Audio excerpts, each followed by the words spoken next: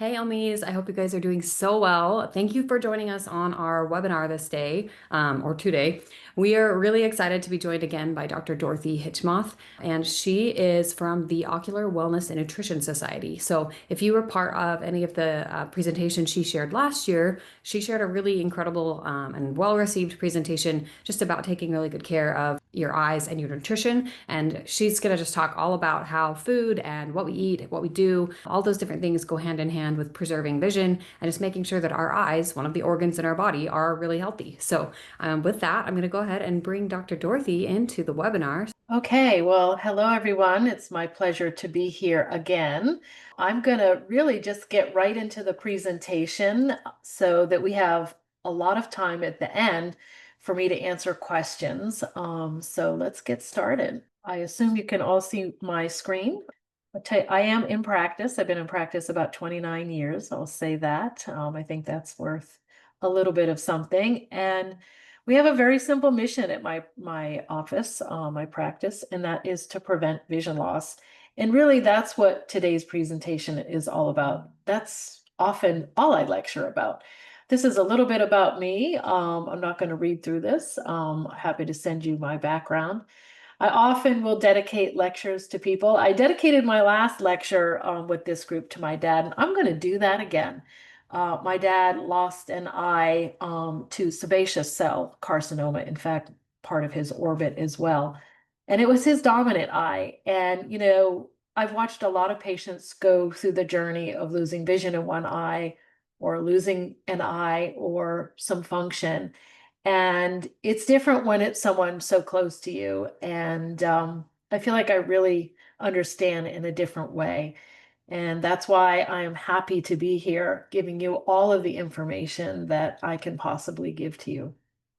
I will say that the information in this presentation is general. I will encourage all of you to please see your eye doctor and your primary care doctor and any other specialists that you need to see for individual advice because individual advice matters. Yes, I am the president of the Ocular Wellness and Nutrition Society, and that's because I really do think we can prevent vision through what we do at home, and that what the doctor tells you is important, but what you do at home is most important. The primary objective of this webinar is that you learn something new. And the secondary objective of this webinar is that you help me really evangelize the importance of regular eye care, how to avoid vision loss, and what we can learn about our eyes, about our health through our eyes. I think you all know that eye doctors see patients of all ages and often throughout their lifetime. And I believe we're really in the business of improving and preserving vision. We also regularly identify, I should say, those at risk for vision loss and other health problems. So I always say, on a good day, we help save vision and we help save life. I truly believe that the eye is the window to your health. And one thing that I think may not be obvious, and perhaps your eye doc doesn't talk about this, perhaps they do. And if they do, that gets me really excited. But what if I could say, what are those things that I want my patients to understand? I want them to understand that the eye is really part of the brain. It's not really separate from the brain. And what you do that's healthy for your eyes is healthy for your brain. And when you have a healthy brain, this has a huge impact on how you live and the quality of life that you maintain. And I'm going to go back and talk about that relationship throughout the lecture. Same thing with the heart. The blood vessels in the back of the eye, and there are several sets of blood vessels in the back of the eye, are really part of your cardiovascular system. They're inseparable. So again, what's good for your eye is also good for your heart. And anything that I tell you today or discuss today or share with you today, good for the eye, good for the brain, good for the heart. And keep that in mind as we walk through some of the information. The leading causes of visual impairment and blindness are preventable. Say that again. The leading causes of visual impairment and blindness are preventable. I think I know this is an important statement for those of you who have lost vision in one eye.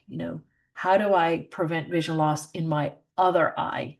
And we're going to concentrate on that today. So regardless of your exact diagnosis, there are other health conditions that truly can cause vision loss. And I have obesity highlighted in red here because obesity has now moved into the number one spot for cause of vision loss, right? Directly and indirectly. Obesity drives diabetes, which is now one of the leading causes of vision loss.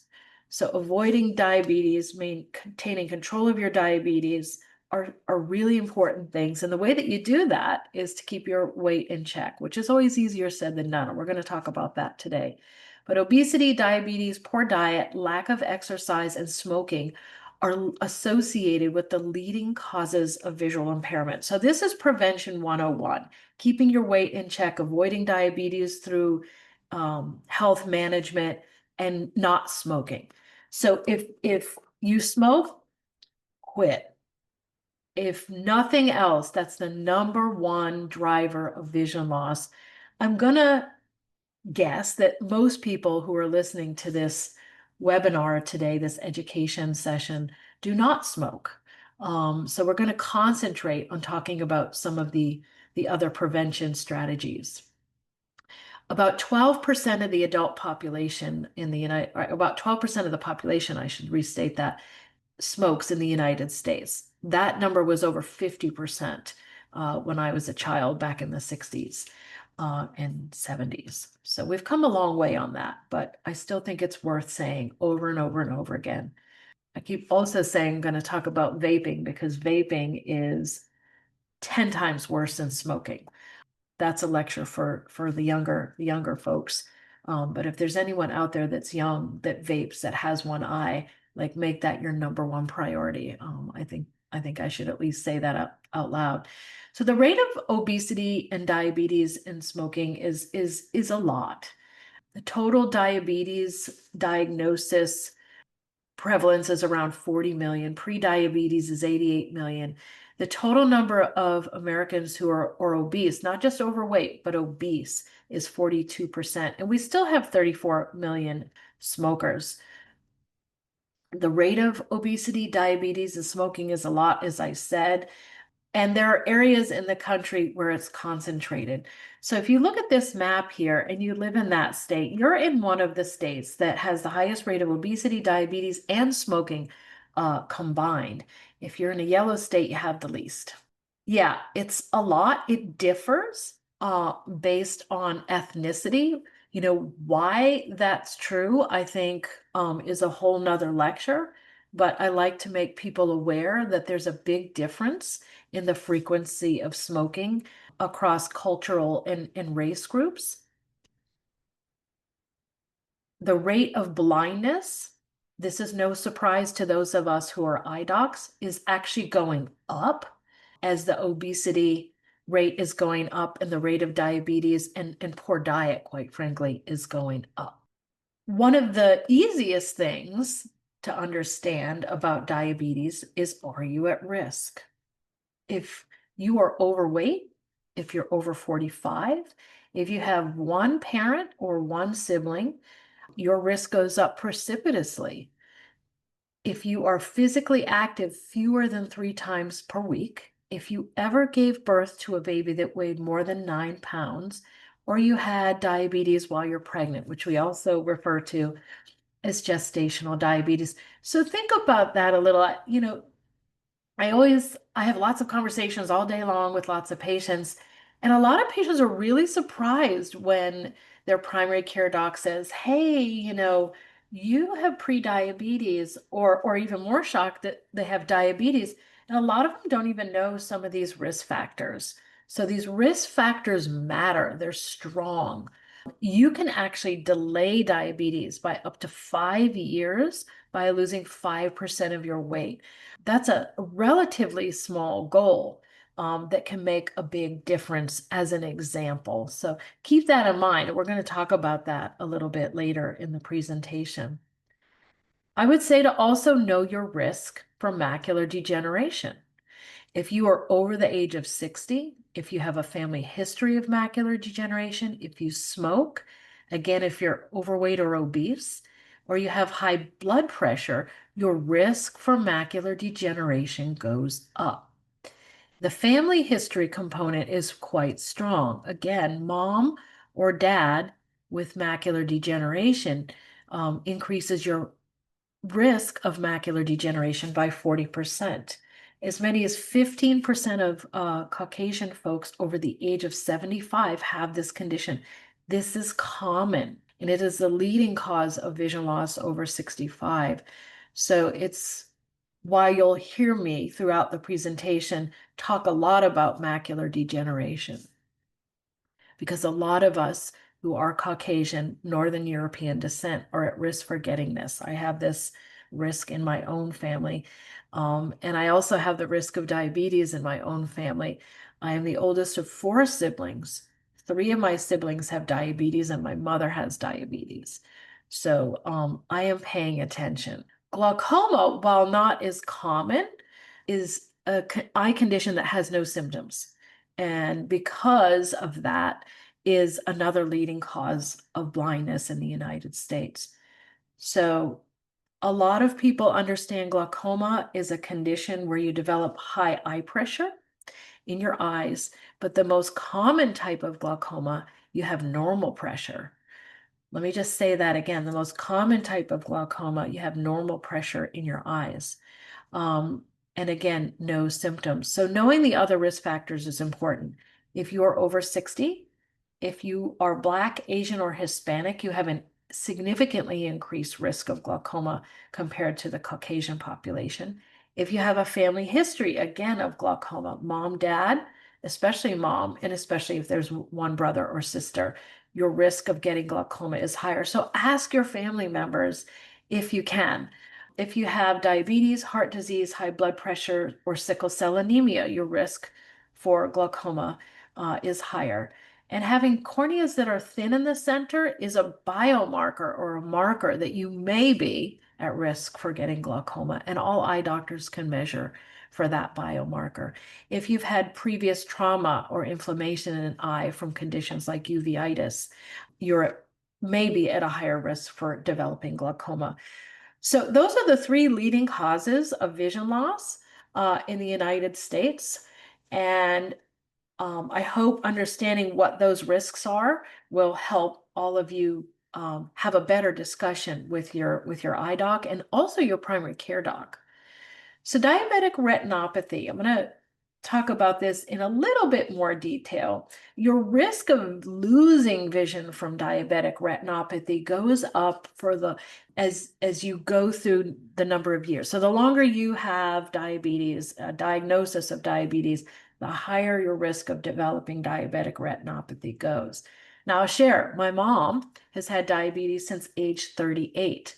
She is now 85. She has no retinopathy in her eyes because she's controlled her blood sugar for decades pretty well. She's had lots of periods where it's not been controlled, but overall, she's controlled her blood sugar really well, which is why she's 85 and which is why she has no retinopathy in the back of her eyes. So even though you're handed a diagnosis, doesn't mean you can't do something about it. And I'm banking on that myself. So controlling your blood sugar matters. If you have diabetes, controlling your blood pressure matters a lot. Controlling certain types of cholesterol matters a lot. If you smoke and you have diabetes, that's a quadruple whammy. You will develop heart disease at 10 times the rate. So be aware of that. That combination is deadly, quite frankly. Forget about vision loss. And if you're African American, Hispanic, or Native American, your risk of developing diabetic retinopathy is higher than those who are Caucasian. You can actually take a risk test. I like to give people tools that they can use that are available. So if you're bored listening to me at any point during this presentation and you want to know if you're at risk for prediabetes or diabetes, you can actually go to doihaveprediabetes.org and take their tests. It will ask you a variety of questions. You enter those and then it will tell you what your risk is. So if anybody does that during the presentation and you get a risk score, and you want to share, or you have questions about that, please pop that in the chat as we get to that part of the presentation where we get to chat with each other and have a back and forth. I call this a really bad food timeout. There are a couple of things that are in the American diet that are so bad that I can't not talk about those things as individual dietary things, if you will.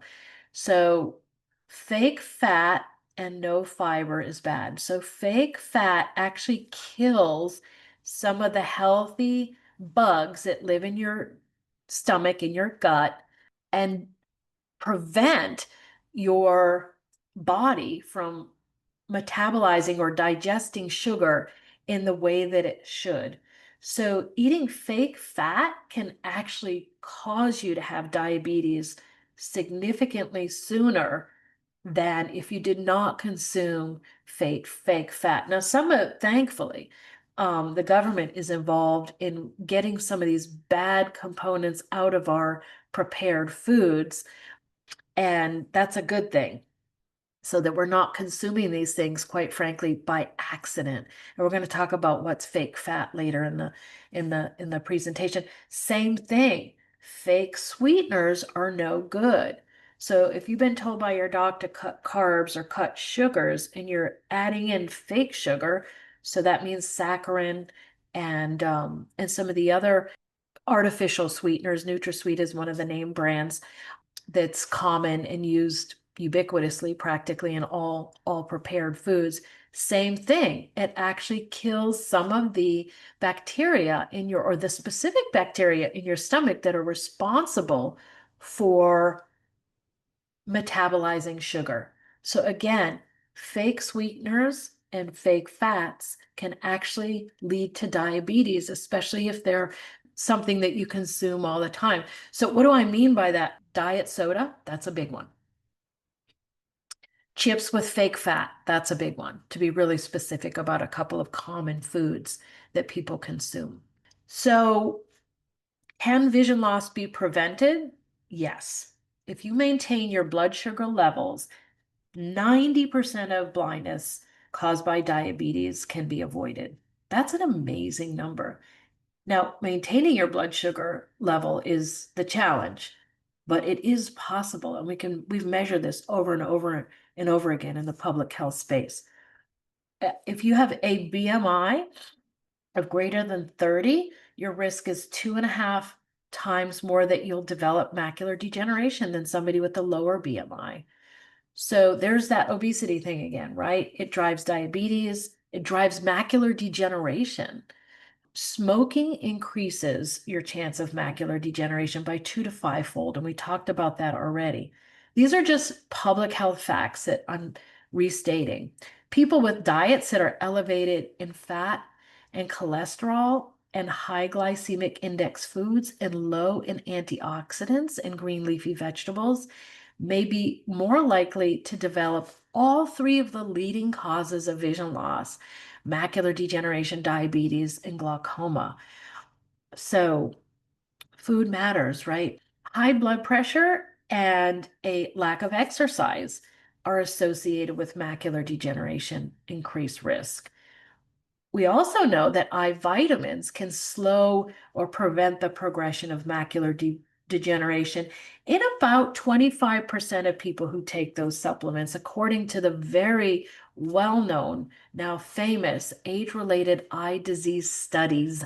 And I say studies because there are over 30 reports from this group of studies that the National Eye Institute has funded for my entire career, which is the last 30 years, which is really an amazing and massive public health undertaking. And I'm sure all of you, if you watch TV or look at social media, you will have been bombarded, if you're over 50, with ads for AREDS vitamins or AREDS 2 vitamins. They do make a difference. Food matters more. Boosting your intake of leafy greens is associated with a reduced risk of developing glaucoma, also macular degeneration.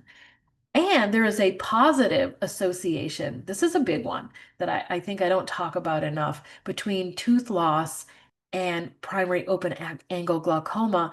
And in the last 10 years, we also know that poor oral health, gingivitis or periodontal disease, if you brush your teeth and you see pink in the sink, you're at risk also for getting dementia or Alzheimer's. So taking care of your teeth is critical. It is critical, critical, critical. And I'm sure my friends in dentistry would love to hear me say that. Um, but it is true. And yes, there are things you can do at home to prevent oral disease as well. Oral disease matters a lot. Same thing with diabetic retinopathy, even though I don't have that written on the slide here. And having insulin resistance or diabetes does drive your risk also for glaucoma.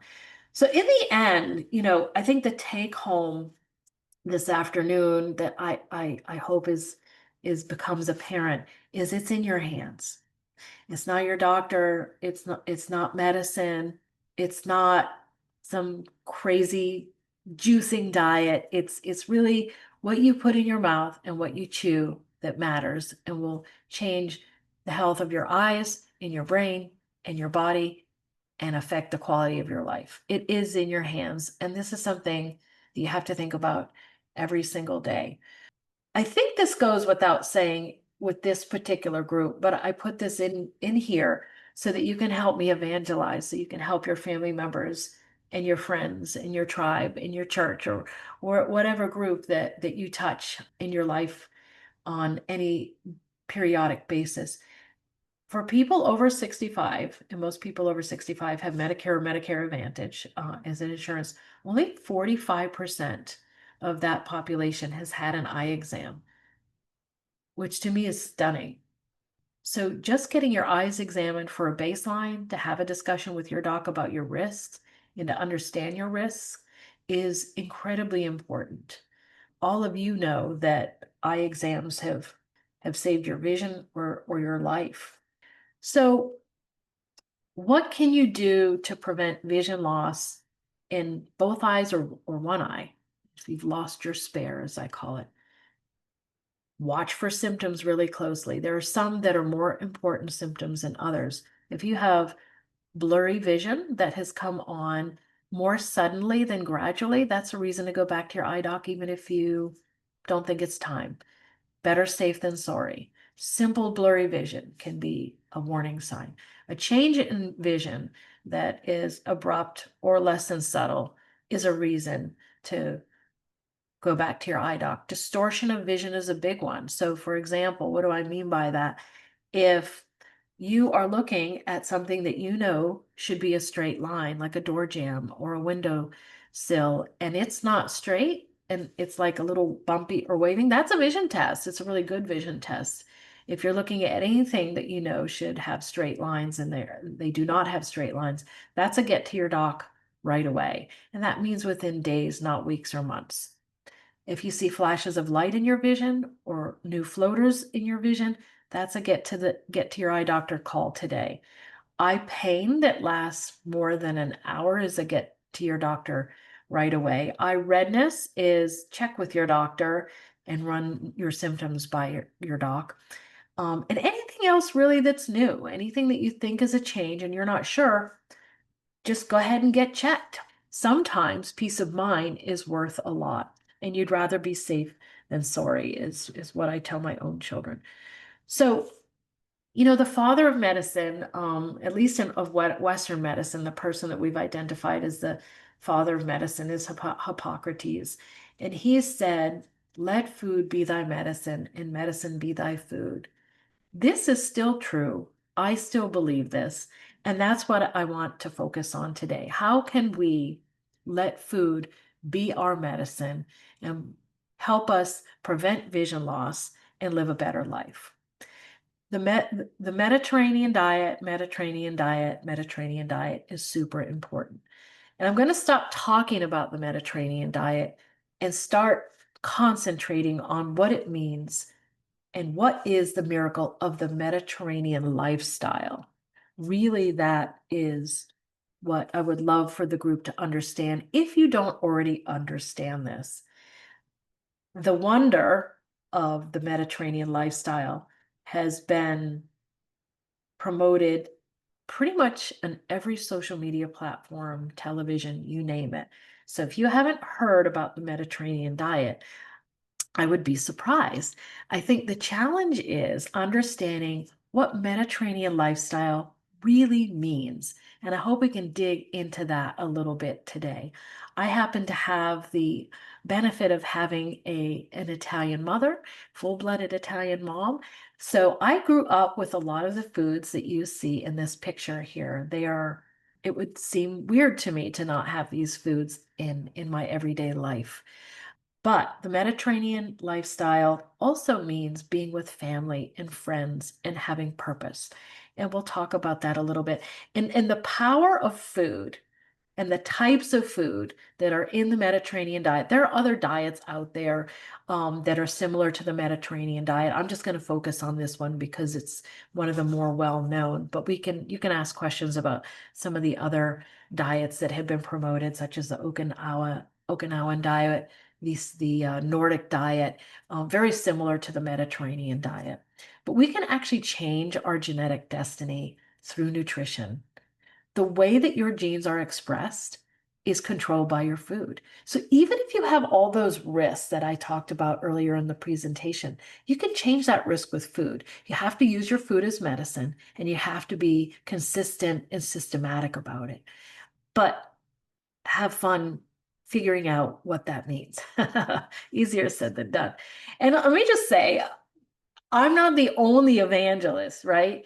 I happen to be the president of the Ocular Wellness and Nutrition Society, but the Center for Disease Control, the American Heart Association, the American Cancer Society, the National Heart, Lung, and Blood Institute, and so on, we're all recommending the same types of healthy foods and healthy lifestyle. There's not a lot of difference. I'm bombarded on yes, I'm an old lady. I sort of define myself by admitting what social media I tend to look at. But in my Facebook feed, I'm bombarded every single day with all these fad diets and eat this. And, you get sucked in and people are telling you all these things that you need to eat this one food and you'll live forever, or eat this shake and you'll live forever. I'm going to get cut right to the chase at the end of this presentation and share with you some information that is completely free and that you can start using right away if you don't know about it already. I'm going to talk about a couple other facts before we get into the food discussion, because even if you think you're eating healthy, you may not be eating healthy. And I want to make that point by saying nearly everyone failed to meet recommendations for dark green vegetables, orange vegetables, legumes, that's beans, and whole grains when surveyed in the United States. We're calling this a US diet crisis. So what that means is nearly the entire US population does not have the diet that they should to prevent disease, period. Right? So I hope this helps. We already talked about the obesity crisis, the sugar crisis. We're also in what I call the US sugar crisis. Our food is so loaded with sugar that we don't even know exists, right? I think most of us know now soda equals sugar, ice cream, has sugar in it, cakes and crackers have sugar in it, but there's so much sugar embedded and snuck into the packaged food in the grocery store that you may not recognize as sugar and not even realize that you're consuming massive amounts of sugar. We know that that's happening, right? By what people buy, what flies off the shelves in the grocery store. We're eating a massive amount of sugar compared to the sugar we're eating over a century ago.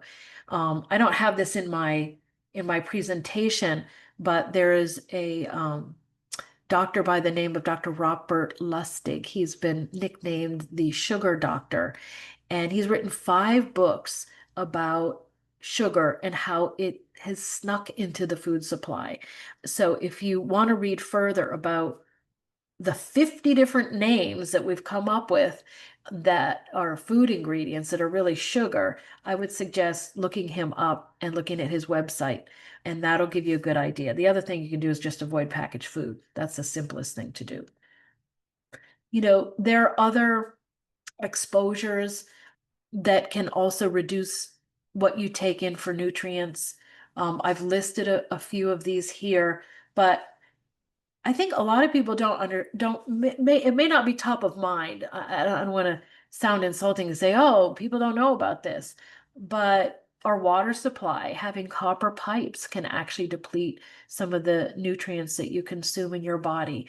If you overconsume calcium, if you overconsume uh, fried foods because they're filled with trans fats, if you have hormonal imbalances, there's a whole host of medications that can deplete nutrients. We know that sugar and smoking also deplete nutrients, as does the chronic use of heartburn medication and aspirin. So this is why I emphasize at the beginning of this presentation that you should talk to your doc about your individual situation, because there may be a lot of exposures that you have that reduce your ability to uptake nutrients, even if you have a healthy diet. And that's perhaps that's something for another lecture. I do love this book, How Not to Die by Dr. Greger. He is a staunch vegan. I am not a vegan, but he has some great information about how to get more fruits and vegetables into your diet. And it's just a general recommendation that I have for books. I have lots of other recommendations. There's a lot in the pipeline in terms of what I refer to as ultra prevention, but I'm going to talk about some real simple things today. And as I said earlier, there are a lot of highly rated health apps, but there are over 200,000 health apps now. That's really confusing. Here are some of my favorites, and I'm happy to share this list, but I will tell you my list changes constantly because I can barely keep up, and I'm going to try to cut through all that noise as we talk about food. So, if you're not sure if you're eating healthy foods, there are questionnaires that you can take to understand how close your diet is to the Mediterranean diet. So if you're a real scientific type and you want to get right down to the nitty-gritty and you want to score yourself and understand whether or not you're close to the Mediterranean diet or not, there are a number of questionnaires out there. I was going to have a list of those prepared, but I didn't have time to do that for this particular presentation. But let me review the visual here. Being physically active and eating with others is something that you should try to do if you're not doing that now. What you eat slower when you eat with others, your cortisol, your stress hormones are lower, you digest your food better, and your nutrient intake goes up if you're with people you like. So that means friends and family and people that make you happy is number one, actually, in terms of intaking food that's healthy and digesting it the proper way. I don't think we talk about that much as docs. I don't think you hear about that very much when you listen to the health pundits that are in the world. What you should be doing is making sure that you have certain foods in most of your meals that are olive oil, avocados, greens, healthy whole grains, and that's a confusing point. Nuts and seeds, I have preferences. Some seeds you should not eat. Walnuts, for example, are a much healthier nut. Brazil nuts. Sulfurane-based vegetable or foods like garlic and onion should be a regular staple in all the citrus fruits as well. A couple of times, actually 3 times a week, eating fatty fishes or foods that have omega-3s that are high in omega-3s is important.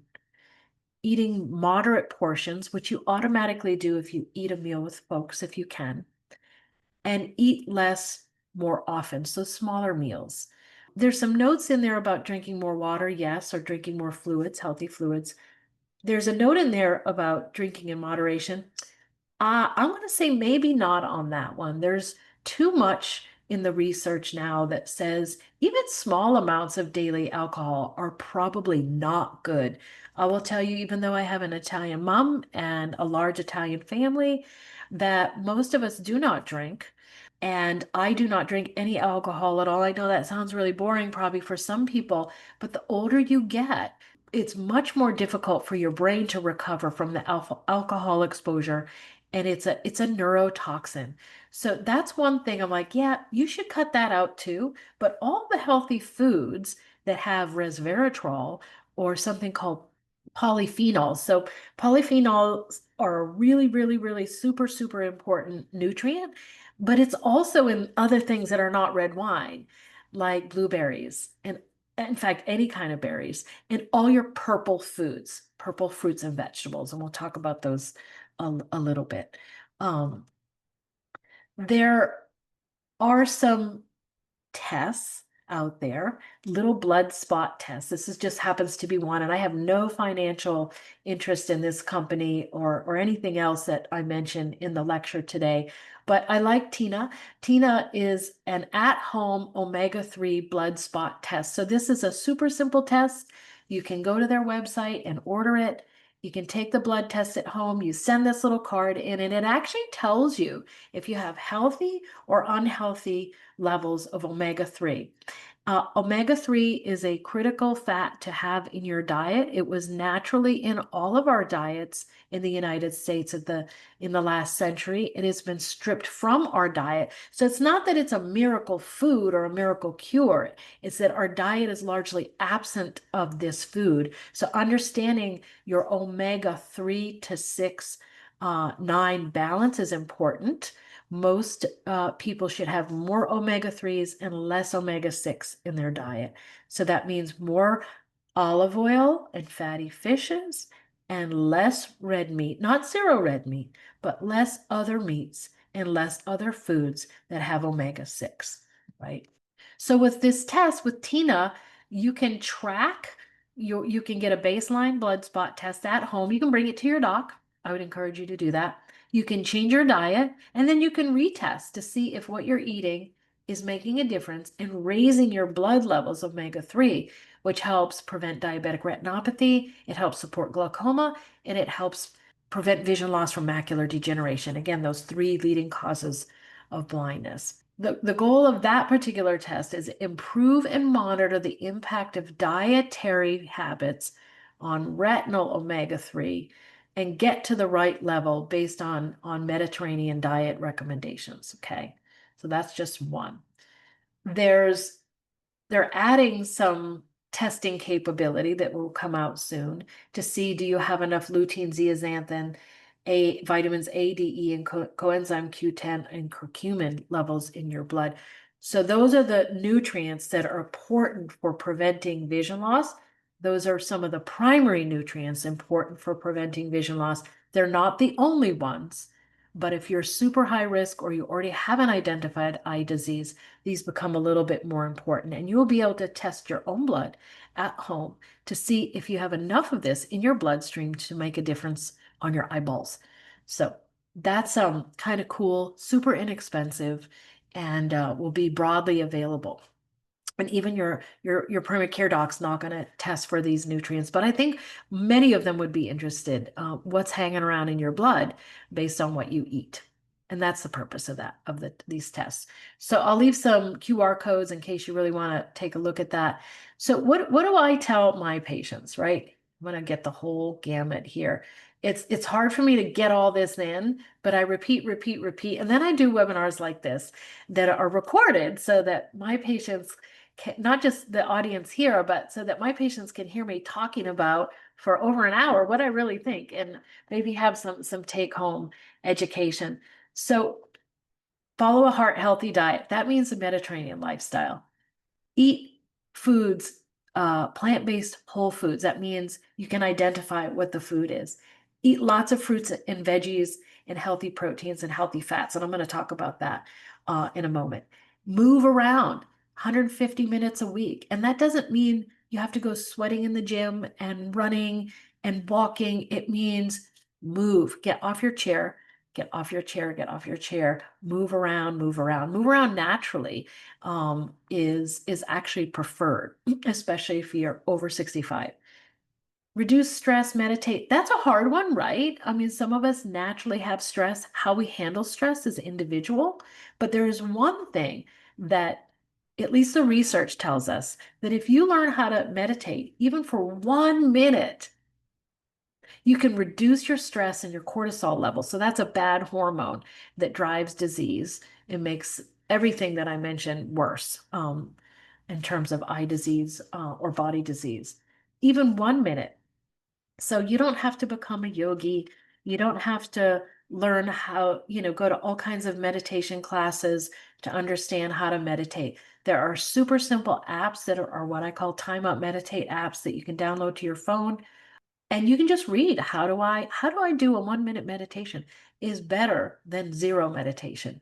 If you do 3 minutes a day, massive impact on your health, right?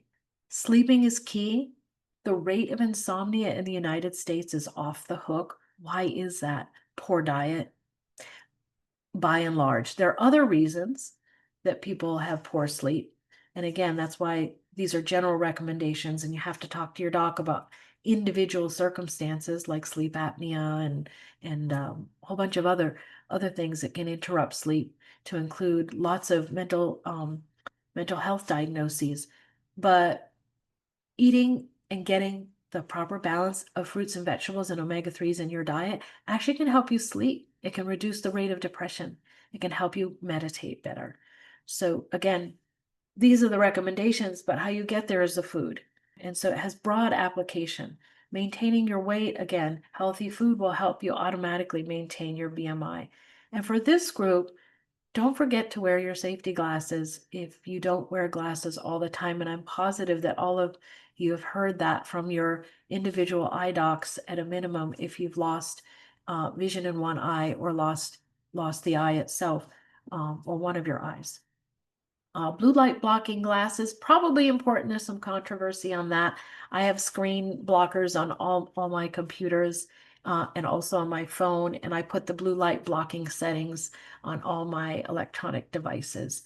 If your diet stinks, you're probably going to need to supplement above and beyond.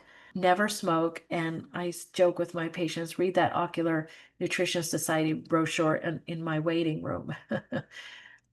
There are some books that have been published in the last few years. These are a couple of books that can help, that list both recipes and foods that you should concentrate on for eye health.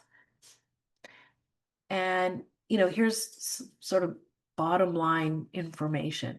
These are the most nutrient dense foods. So every single one of these foods are good for the eye, the brain, and the heart, the body, essentially. And I'm going to leave this here and pause. And if this is what your diet looks like, you can shut off the presentation right now. I will give you some examples. I eat probably 10 eggs a week. I happen to hard boil my eggs. I drench them with olive oil. I sprinkle herbs from my garden, or from the farmer's market on my eggs every morning. So those dark green herbs actually help you absorb, and the olive oil actually helps you absorb the good stuff that's in the egg yolks. I eat every morning also some form of a berry. At lunch, I rip off a piece of dark chocolate. That's the most favorite part of my day. Has to be high quality dark chocolate, higher than 75% cacao. I eat several avocados per week, green leafy vegetables almost every single day, more than once a day. And I eat tons and tons and tons of sardines and salmon and peppers. And I buy pumpkin in the can, even when it's not available in the fall. And same thing with sweet potatoes. I buy it when it's fresh, I buy it fresh. When it's not available fresh, I buy it in the can. So in the can is actually good. And any of these fruits, vegetables, or foods are generally also good frozen, not avocados. I think most of you know that. And don't forget to drink your water. So again, These are the most nutrient dense foods. And really just pause and take a look at this image and say, do I eat these? I also eat walnuts almost every single day. There's even a study, and I don't have this in the presentation, that says if you eat 3 tablespoons worth of walnuts a week, that you live longer, never mind have better vision. This is a little bit more like the Mediterranean diet. Again, eating with people, slowly preparing your food, slowly eating your food, and being mindful about how you just walk through life with the people that are around you and that you love. Having purpose is something that you can think about and do, right? In my family, there are two terms that we use all the time. And one is mangiare, and that means eat with purpose, and also alla familia, with your family. And those are important things. And defining family is something that you do. So food, joy span, health span, tribe, family, these are all buzzwords in the health world, if you will, right now. And health span, I'm going to talk about this for 2 seconds, are the healthy years or the number of years of disease free in your life. And so there's a shift now in medical research and even in the development of nutrients and supplement. What are the things that really give you healthy quality years, not just longer years? And another term, the joy span. This concept goes beyond the lifespan or how long you live. And it highlights that a long life is not necessarily a fulfilling life if it lacks joy, connection, meaning, and purpose. So those things matter for sure. And I want to just take a little time out here, especially for this group, and talk about fall prevention. Say, wait a minute, what are you talking about falls for? I thought we were talking about food and diet and how important that is. There are a lot of you who are listening who have lost your depth perception and may have some poor contrast vision, either because of that directly or indirectly. And as you get older, your risk of falling and not seeing where you're stepping actually goes up. And that's associated, believe it or not, with a significant increase in mortality. But there are things that you can do to prevent falls. And one is keeping your brain healthy and your mind sharp. So everything that I just talked about just now is also going to help you lower your risk of having a fall. Now, of course, paying attention and learning new ways of navigating through the world, which is, I think, again, a whole nother discussion or lecture or webinar, if you will, is important.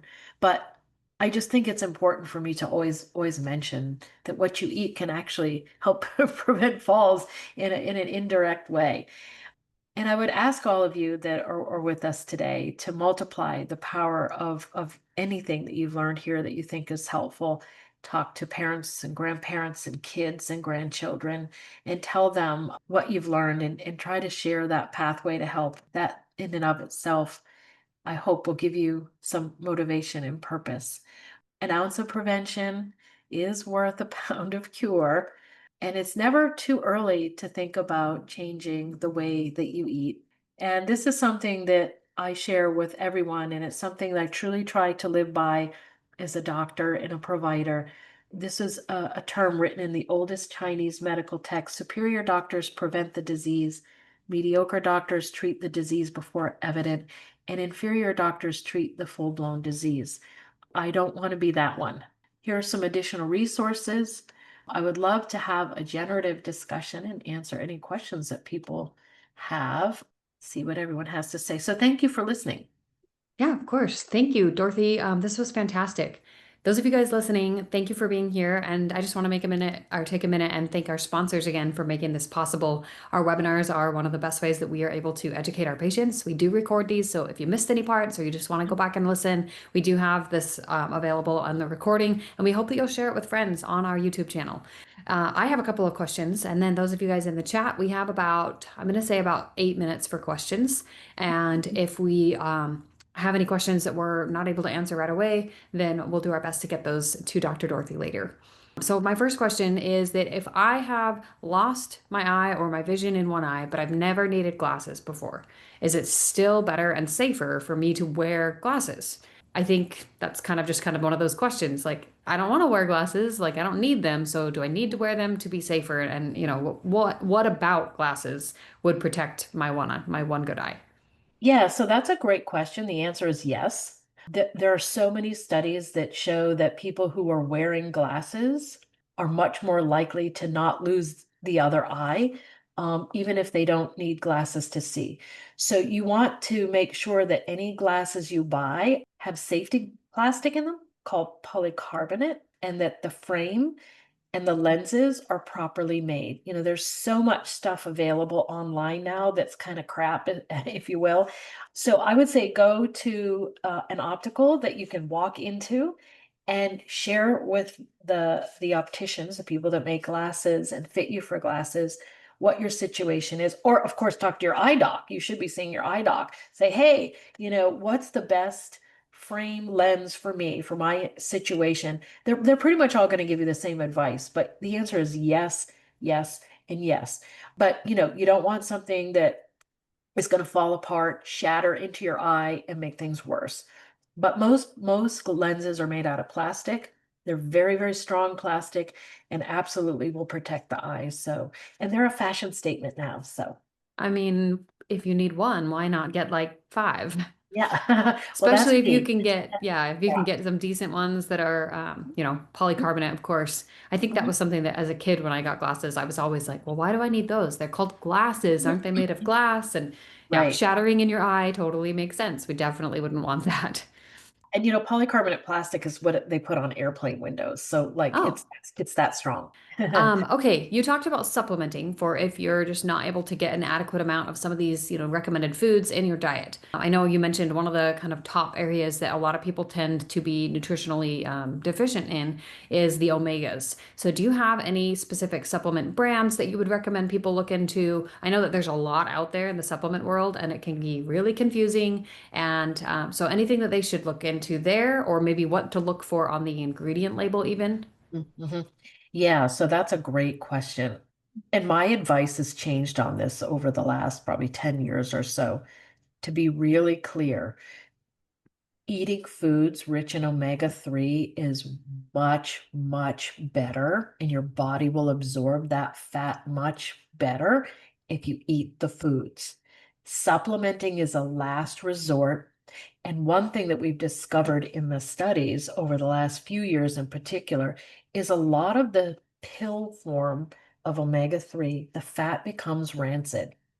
And so that's why in a lot of cardiac studies and eye studies, we couldn't show after supplementing people with the pills that there was an impact to their vision or their health. But when you look at people that eat those foods, it was quite dramatic. So there are some brands out there that are probably better than others. My number one recommendation, if you really don't want to eat fish, for example, is Carlson's cod liver oil, and it comes in a green bottle, and you put it in the fridge, and the likelihood of that particular supplement going bad is a lot lower. But if you can, eat the foods, eat the foods. If you do not like fish, or if you're a vegan or vegetarian, chia seeds are one of my favorite omega-3 foods, and you can actually soak those overnight and add it to other food like yogurt or something else that you may eat. Same thing with walnuts. Even if you don't like walnuts, you can crush those up into a powder and actually add it to other food, and you will get similar benefits. So you can make your own supplement at home really, really cheap. Vitamins can be overpriced, confusing to understand.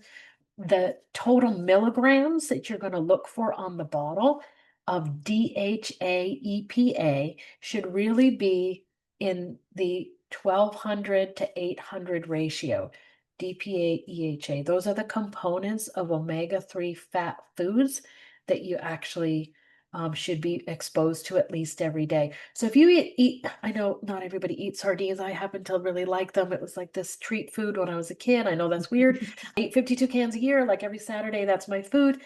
Find your food, find something like that if you can. But if not, talk to your doc, talk to your nutritionist, talk to a trusted resource that is nationally known. Nordic Naturals is a brand that a lot of eye docs love and recommend. PRN is another brand that eye docs love and recommend, and they have good quality supplements. But the old-fashioned cod liver oil, and those of you who are a little bit maybe older than me may remember your mom giving you that because there's vitamin D and vitamin A and vitamin E in that oil as well. Hope that helps. Yeah, of course. So you talked a lot about diabetic retinopathy. We in the ocular melanoma community, if we have plaque brachytherapy or anything radiation wise to the eye, we end up with something called radiation retinopathy. Do you have any kind of knowledge of kind of studies out there that are maybe emerging to show if doing things, with your food, with your diet, can help in preventing maybe the speed of radiation retinopathy? Because fighting against radiation is a little bit trickier. It is, but everything that I talked about in the lecture today will help support and reduce or mitigate the effects of radiation retinopathy. So it's exactly the same advice. Is there anything additional or special? Not really. Having that really good omega-3 base, is super, super important, as are all the other nutrients. So Mediterranean diet for prevention of radiation retinopathy for sure. Okay, I love that. And I think it's so important to note that because I know a handful of patients actually I know a patient who she's in another country, but she primarily focused on her diet after her initial diagnosis almost, I want to say it was like 20 or so, like close to 20 years ago. And she had a period of time and I'm sharing this as a story with, the intent of sharing some hope here that if you've maybe lost some level of vision and you haven't lost all of it because I think if you go completely blind, I don't know that there's any coming back from that. But she had lost maybe, she had blurry vision, double vision, some of those kinds of things. And she focused really heavily on improving her diet over, the course of a decade. And she actually was able to gradually improve her vision in her irradiated eye, despite having a pretty hefty dose of radiation, I think twice to her eye. She didn't just have it once, she had it twice. And she had multiple different scans and things that she shared showing that her tumor had improved and also the health of her eye had improved despite the radiation. So I think I was talking to my kid last night after his swim meet, and one of the big things that we talked about is like mind matters. Like your mentality and what you believe is possible makes a huge difference. So if you as a person believe that your only possibility here is that you're going to eventually go blind from radiation damage, that will probably happen because the body follows what the brain believes. But if you have, hope and intent and you have, the empowered knowledge that Dr. Dorothy just gave us and how to eat and you just gradually make those changes, then there's a huge amount of hope that you could preserve vision or, maybe even improve what you have. Yeah, I couldn't agree with that more. True hope and a feeling of being with people lowers your cortisol levels and it reduces disease. And that's an oversimplification, but there's so many physiological things that we can measure that corroborate exactly what you just said. Well, you guys here who are on this call and who have been chatting away a little bit in the chat, I think virtual connection and hope counts as well. So I think, let's just be glad that we gave ourselves a little extra dose of hope today. I think I had one other question. Like this is obviously, diet changes. I think I think for a lot of us can be one of the most overwhelming things to change. Like diet and physical activity. There's so much, like you said, there's so many fad diets out there. There's so many people telling you what you should and shouldn't do. It can be really overwhelming. And if you are someone who wants, if I'm someone who wants to make these changes, or maybe I just have kind of fallen out of some good habits and back into some poor ones, what would your advice be to someone who's feeling that overwhelm? Make one change, just one change. Find one food that you like and incorporate into your diet. It would be great if it was one of the foods that I mentioned here. Look up recipes on how to use that food and just one thing. It could be blueberries. It could Yeah. be walnuts. It could be dark chocolate. It could be dark chocolate and walnuts. But just I one accept. food, one food, just one food, 1 minute of meditation, and a couple of minutes of getting off your chair and disengaging from social media. Those are just a couple, in just a little bit, just for 1 week, 7 days, commit to one thing different. And that they say becomes a habit. So, Yeah. Well, and I can speak to this. I made a lot of changes back in 2022 and it was initially really overwhelming, but that's what I did. I focused on one thing and I told I because I'm one of those all or nothing people. And I don't know if any of you guys out there are like me, but I am one of those all or nothing people. I want to do it all. I want to do it all right. I have, high expectations of myself, but that can be really debilitating, especially if you're going through a stressful thing like a cancer diagnosis or you're recovering from your procedure, things like that. And so I really had to work on the mindset of just choosing to believe that it didn't matter which one thing I chose to do, but that it would be beneficial in the long run. And I think that, that what Dr. Dorothy said, just picking that one thing will feel far less overwhelming. It'll feel far more doable, and it will make the world of a difference in building your confidence in making those new habits. yeah, and employ help. If you have people around you and you have a good support system, tell them what you're trying to do and say, "Hey, can you bring me something with this? Or have you heard of this food? Do you know how to make this?"